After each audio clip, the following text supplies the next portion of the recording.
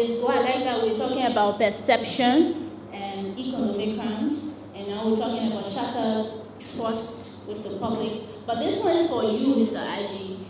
Quite recently, some workers from the Ministry of Transport, they've been chanting slogans about you being involved in some corrupt practices with the Liberia Traffic Management Corporation or something. I'd just like you to respond to it. First of all, I would like you to tell me how have you received the information, and how have you received the information, and how can you respond to those accusations? Because the thing is, you are a key player now in this whole process, and all of these accusations being leveled against your person, your character as the IG of the police. So how have you received the accusation, and how can you respond to it? I have received that information with pity for the level of ignorance that we see in society today. The overwhelming disinformation, some of the effects that social media, I mean, it's a good thing when used properly. But disinformation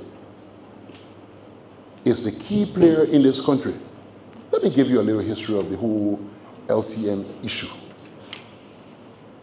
I was Senior Inspector of Police, 107.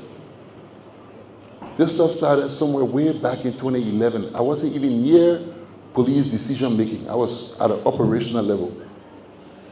And it came about with government trying to make some improvement in the delivery of our services as far as public safety was concerned. So they took people from the Ministry of Transport, from police. They visited a couple of countries, look at how the road safety issues were. And they decided that government did not have the money to invest in the infrastructure at the time. So what we do, we consider a public-private partnership, PPP. And it went through Director Ambla. Director Ambla left. It did not get completed. Director Masikwa came. He advanced it further. And then I took over in 2016. Imagine, it comes all the way from 2011, so it's matured to a larger extent. So in 2016, it moves on to the NIC. President Salif convenes the Interministerial Concession Committee, which the Ministry of Transport, the Ministry of Justice, and all the relevant stakeholders were a part of that committee. They did all of their deliberations, and the then NIC boss was, I think, Madam, if my memory serves me right, was Madam Edmunian Tape. She wrote President Salif presenting the document and indicating that it was a good investment for Liberia. President Salif wrote the lower house and sent it to Parliament for ratification. That document remained at Parliament till Madam Salif left office. Administration changed. Then came President Weah. When President Weah got into office, he decided that the document be sent back to him for review and then for further processing. By then I'm no longer at police, I'm serving at the Bureau of Concessions.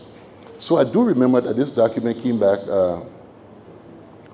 to the IMCC. And because I had institutional memory as to how it was generated, I remember I answered questions at the level of the IMCC. When the IMCC was satisfied with it, they sent it back to President Weah. President Weah sent it to the lower house. The lower house passed it. It went to the upper house. The upper house passed it. It came back to President Weah, and President Weah signed it into law.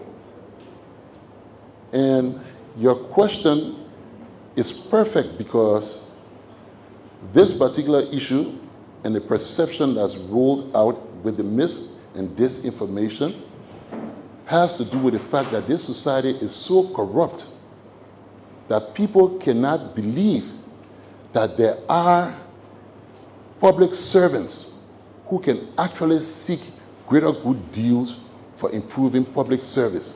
They believe that anything that anybody has got any part to play in, You must have had a specific interest.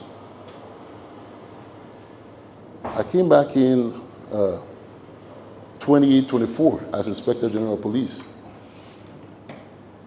One of my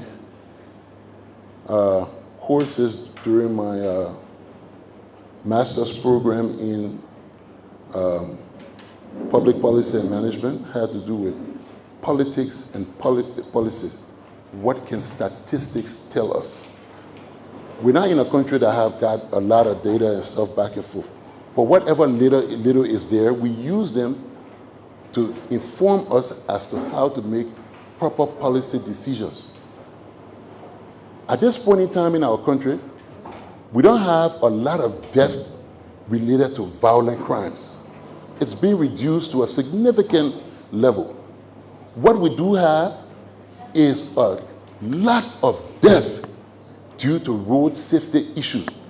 Every day in this country, accident claim the life of people. Every day. The work of the police is to protect lives and properties. That's what we do. That's our primary responsibility. Anything that will support the delivery of those services, I will gravitate towards naturally. Because why? It's a cardinal responsibility. I have to keep you all alive. So, if you look at the entire process with LTM, Ministry of Transport, I don't have any fish to fry in it. I'm just the enforcer. I can only enforce what government sent to me. I don't sign laws. I don't decide for government who to work with, who not to work with. I'm in receipt of a letter from the Ministry of Justice instructing me that the government has honored the LTM concession and that the police must enforce the law. What should I do? Should I say no when government has given it to me?